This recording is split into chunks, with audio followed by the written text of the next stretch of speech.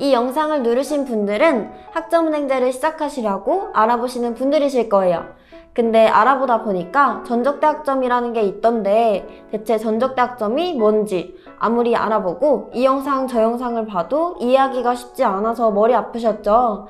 제가 이 영상으로 전적대 학점이 뭔지, 어떤 분들이 사용할 수 있고 전적대 학점을 사용한다면 어떻게 사용해야 하는지 전적대 활용 방법을 총 정리해 드릴 테니까 영상 꼭 끝까지 봐주시면 좋겠지만 내가 필요한 정보만 골라서 듣고 싶으시다면 영상 아래 더보기란에 있는 타임라인으로 이동해 주세요.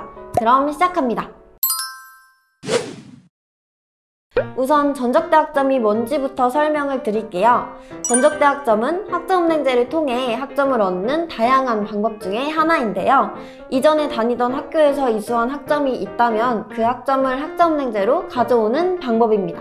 잘만 활용한다면 힘을 들이지 않고 학기, 기간 단축을 할 수 있지만 잘 모르고 활용한다면 오히려 학위를 못 받는다거나 자격증 시험 응시가 불가능한 씁쓸한 상황이 생길 수 있어요. 그래서 제가 지금부터 알기 쉽게 자세히 알려드리겠습니다. 바로 가시죠. 여러분, 전적대 학점을 가지고 올 수 있는 분들도 있지만 단 1학점도 가져올 수 없는 분들도 있다는 사실 알고 계셨나요? 우선 전적대 학점은 2년제, 3년제 전문대학교를 졸업하셨거나 일반 대학교나 사이버대학교, 방송통신대학교를 다니시다 중퇴, 자퇴하신 분들은 이전에 이수하신 학점을 끌어와서 사용하실 수 있습니다. 하지만 4년제 대학교를 졸업하셨다면 전적대 학점을 1학점도 가져올 수 없어요. 대신 4년제 대학교를 중퇴, 자퇴하셨다면 사용하실 수 있고요. 2년제 대학교를 졸업, 중퇴하셨다면 최대 80학점, 3년제 대학교를 졸업, 중퇴하셨다면 최대 120학점까지 가지고 올 수 있어요. 4년제 대학교를 다니다가 중퇴, 자퇴를 하셨다면 이수한 학점들을 전부 다 가져올 수 있고요. 이렇게 전적대 학점을 사용하실 수 있는 분들이 구분이 됩니다. 그 다음으로는 알아보셔야 하는 게 무엇을 목표로 하고 있는지입니다. 내가 학점은행제를 통해 하고자 하는 목표가 어떤 건지에 따라 또 나뉘거든요. 학점은행제를 진행하시는 분들 중 산업기사나 기사 자격증 응시 자격을 갖추려고 진행하시는 분들도 있으실 거고 단순 학위를 취득하시려는 분들, 교육교사나 사회복지사 자격증을 취득하시려는 분들 등등 다양한 목표를 가지고 계실 텐데요. 각각 상황별 전적대 학점을 사용할 수 있는 방법을 지금부터 알려드리겠습니다. 1번, 산업기사, 기사 자격증 응시 자격을 갖추시려는 분들. 산업기사 응시 자격을 갖추시려는 분들의 상황을 먼저 설명드릴게요.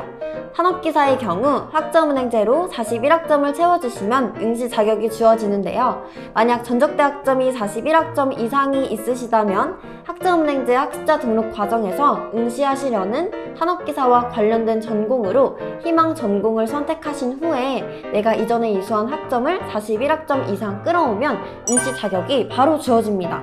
즉 전문대를 졸업하셨다면 어떤 산업기사이든 바로 응시 자격을 갖추실 수 있는 거죠. 관련 전공으로 이수한 학점이 아닌데 가지고 올 수 있나요?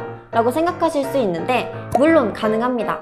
전공, 교양, 일반 상관없이 어떤 학점으로 채우셔도 상관이 없기 때문에 내가 이전에 이수한 학점들이 관련 전공 학점이 아니어도 사용하실 수 있어요. 기사 자격증도 마찬가지이지만 기사 자격증은 주의하실 점이 있어요. 기사 자격증은 106학점을 채워주셔야 응시 자격이 갖춰지시는데 전적대 학점이 106학점보다 부족하다면 전적대 학점에 이어서 나머지 학점을 채워주시면 되시고 가져올 수 있는 전적대 학점이 106학점 이상이신 분들도 학점은행제 의무 18학점이라는 제도를 지키셔야 하기 때문에 평가인정 학습 과정 혹은 자격증이나 독학사 등을 활용해 18학점 이상은 이수하신 후 106학점 안에 포함하셔야 합니다. 의무 18학점을 포함시켜야 응시가 가능하다는 점 꼭 주의해주세요. 2번, 학점은행제로 학위를 취득하시려는 분들. 학위를 취득하실 때 전적대 학점을 어떻게 활용할 수 있을지 알려드릴게요. 내가 학교를 다니다가 중퇴, 자퇴를 했다. 근데 편입이나 취업을 하려고 하다 보니까 대학교 학위가 필요해졌다. 이런 분들 엄청 많으실 거예요. 이분들도 전적대 학점을 끌어다 사용하시면 학위 취득 기간을 단축시킬 수 있어요. 하지만 학위 취득을 목표로 하고 계신 분들이라면 이 점을 주의하셔야 돼요. 바로 학습 구분입니다. 우선 기본적인 학위 취득 기준을 먼저 이해하고 갈게요. 옆에 표 보시면 전문학사, 학사학위 각각 전공 교양 최소 학점이 정해져 있어요. 이건 필수로 채우셔야 하고 빨간색 나머지 학점은 어떤 학점으로 채우셔도 상관없습니다. 만약 이전에 진행했던 전공과 앞으로 진행할 전공이 다른 전공이다 라고 하면 이전에 전공으로 이수했던 전공 학점들을 가지고 오셨을 때 일반 학점으로 인정이 될 가능성이 큽니다. 그렇기 때문에 일반 학점은 나머지 학점만큼만 가지고 오실 수 있어요. 교양으로 이수한 학점의 경우에는 학점은행제에서도 그대로 교양으로 가지고 올 수 있고요. 그러면 제가 예시를 하나 들어볼게요. 저는 2년제 시각디자인 전공으로 50학점을 이수하고 자퇴를 했어요.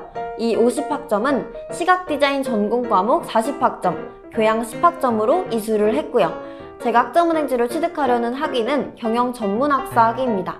이럴 경우 제가 학점은행제로 가지고 올 수 있는 학점은 총 몇 학점일까요? 정답은 30학점입니다. 시각디자인 전공 학점들이 경영전문학사 학위에서는 일반 학점으로 인정이 되니까 전공 40학점 중 20학점을 일반 학점으로 그리고 교양 10학점 해서 총 30학점을 가지고 올 수 있는 거예요. 그런데 내가 이전에 이수하던 전공과 학점은행제로 취득하려는 전공이 동일한 전공이다 라고 한다면 거의 다 가져올 수 있어요.